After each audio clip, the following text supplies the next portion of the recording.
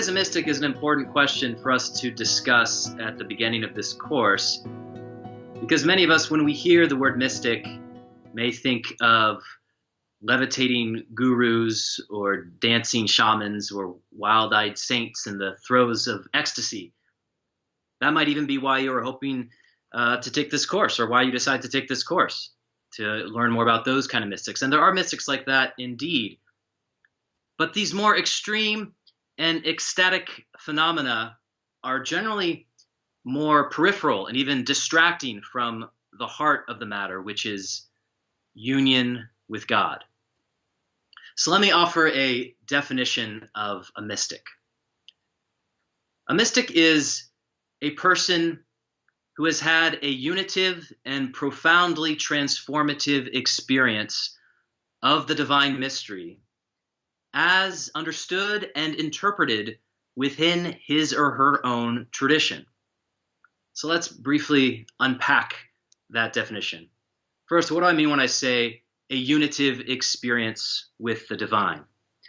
I mean an experience of union with the triune God, which the early church fathers, the Cappadocian fathers, described using the word perichoresis, which means circle dance.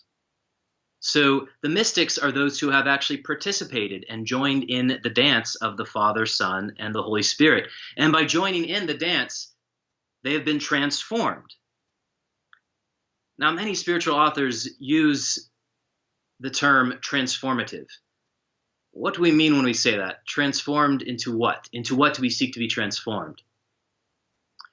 The father of Orthodoxy, St. Athanasius, summed up his whole Christian theology by saying, God became human so that humans can become God.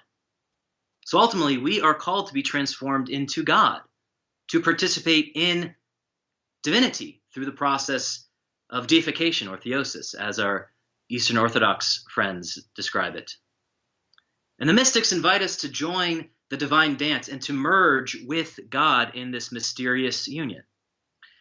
And I use the term mysterious and mystery because the infinite God will always remain mysterious and ultimately inaccessible to our finite minds. We see through a glass darkly, as St. Paul says. And also one of the key marks of mystical experience, according to William James, is ineffability, which means that no words can adequately express or do justice to the mystical experience. I also use the word mystery because that word is connected to the etymological root of mysticism and mystic, words that can be traced all the way back to ancient Greco-Roman mystery cults.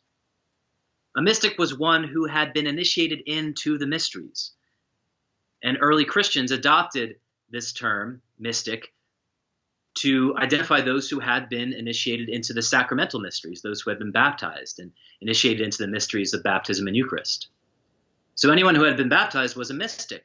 And the teachers of the mysteries, usually the priest or bishop or a catechesis instructor, was a mystagogue. And I love the idea of recovering the role of the mystagogue for the priest and bishop. Now, the etymological root of mystery and mysticism is the Greek word muo, which means to mute, literally to close one's eyes and to close one's mouth.